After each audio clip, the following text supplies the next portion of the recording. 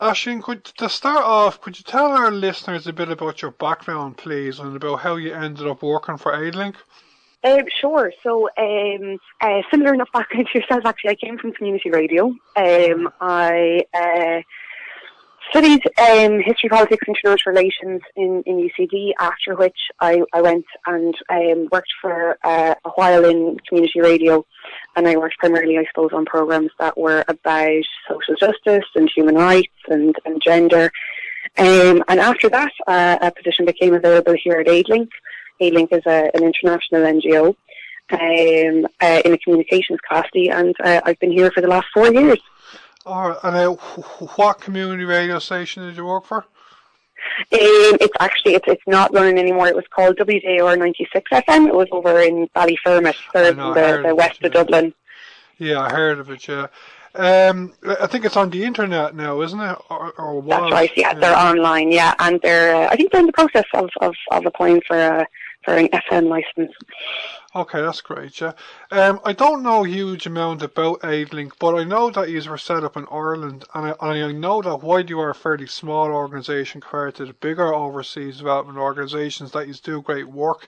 Could you tell us what kind of work you do in Aidlink in the countries you work in? Sure. So, as you said, we are an Irish organisation, and we were founded a fair while ago. It was 1982, I believe, by a group of volunteers, people from Dublin, who I suppose they wanted to do something. They wanted to take part in an activity in solidarity with people living in sub-Saharan Africa, and that's how Aidlink was born. And for a number of years, it was run as a voluntary organisation, supporting small projects throughout Africa. I suppose particularly like an awful lot of projects back then, it was linked with the Irish missionaries who would have been working overseas. But then by the kind of 90s and onwards, the organisation professionalised, got some staff in. Now, we're still a very small organisation. There's only 4 of us here, and increased income a bit, and then started to work in a kind of a different way. And it's what we call the partnership model, which is the way that we work today, and something that's really, I suppose, it's important to our identity.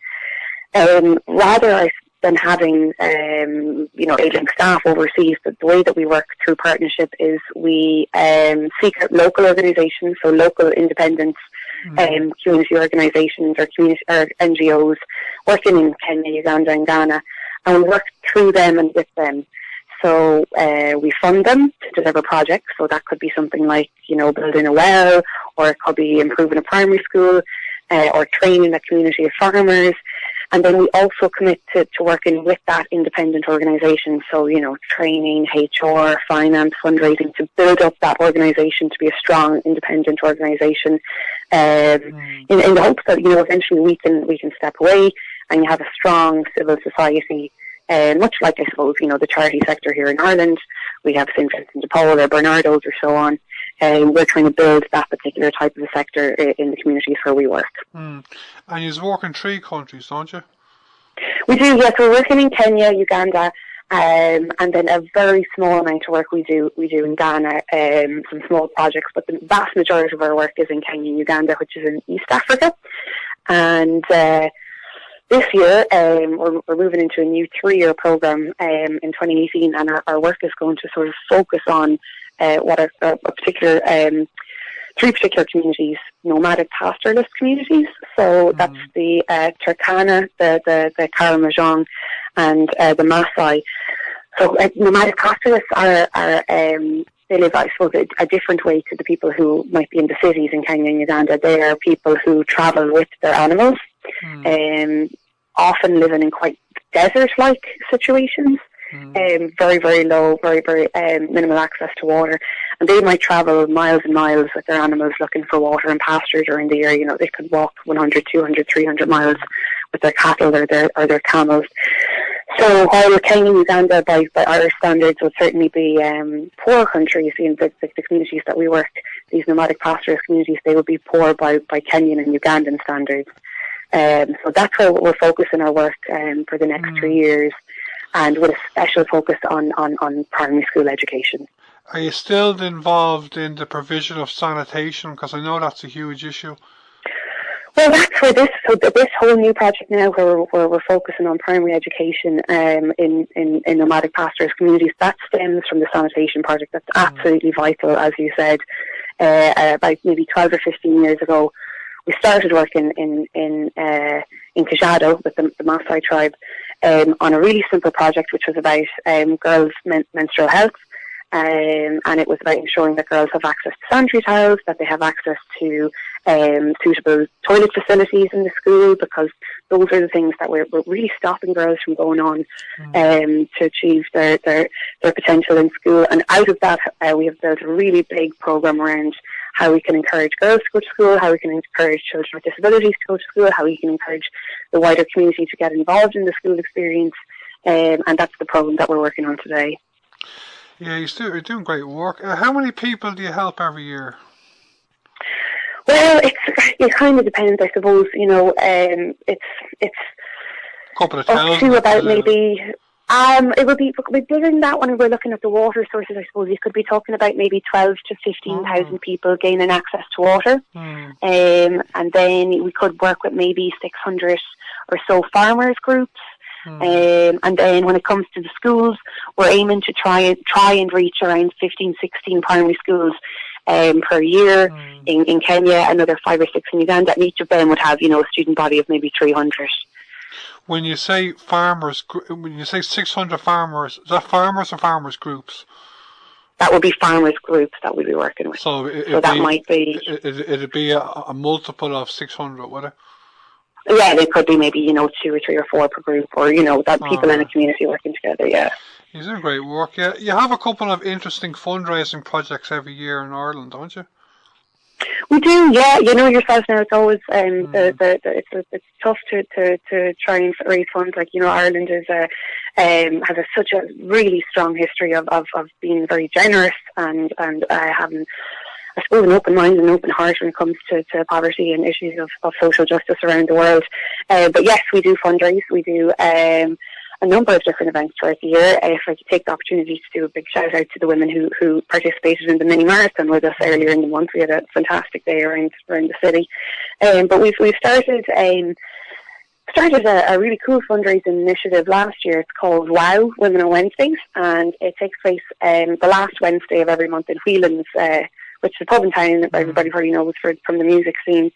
So we've been running that for a year now, and we use it, I suppose, first and foremost, it's a fundraiser for Aidlink, but secondly, to try and promote female artists, female comedians, female spoken word artists. And we have a really great gig coming up next Wednesday, so this day week, which is the 27th of June, and we'll be upstairs in the upstairs venue in Whelan's. Great lineup. We've got Fran and Jane, we've got Aisling Lennon, we've got Rachel Lavelle, and they're all musicians and bands. And then we have Sasha Louise Turfus, and we have Natalia Flaherty, who are both spoken word artists. So it's always a great night. Kicks off around 8 p.m. upstairs in the upstairs venue, and tickets are a tenner. And you have that? Do you still run that campaign with Goal every year? We have a slightly different campaign that we ran this year ago. Rather than we used to do a St. Patrick's Day badge campaign. This year instead we did a duck race. So that was really, really good fun. That was around the Easter break there down in Grand Canal Dock. Duck race, is that what you said? We had, I think it must have been 200 or so rubber ducks. They were thrown into the canal, and they raced down the canal, and we had a number of different great prizes to give away. But yeah, that the 2018 campaign is over. We'll have more information about next year's campaign on our website in the coming months. Okay. I'm just coming towards the end of the interview. I've been covering the overseas development sector on community radio for a few years now, so I have an understanding of how far the donations to organisations like yourselves actually go in the areas where you're working. To sum up, how would you describe how far the support you get from donations in Ireland actually goes in the 3 countries you're working in, Aisling? I suppose it's hard to put it's hard to speak about something like that in numbers. Like the impact that we have, our work is absolutely 100% dependent on the generosity of the public here in Ireland. And when somebody makes a donation to us, and we work with our partners to deliver a project overseas, there's an immediate impact. So let's say, for example, if we're working in a community up in Karamoja in Uganda. And this year they're going to gain access for the first time to clean and safe water from a well. They're not going to be walking anymore to use dirty water. And that's an immediate impact. But in 2, 3, 4, 5 years, that donation will continue to have an impact, because once somebody has access to clean and safe water, that means that the likelihood of them getting sick goes down. Once the water is close to somebody's community rather than 2 or 3 or 4 or 5 miles away, that means that the children can go to school. Once we have a whole generation of educated children, it means that the community does better. So that how far a donation goes, there's an immediate impact in terms of the project we're going to do this year, but there is a long-term impact in terms of the wider impact for the community.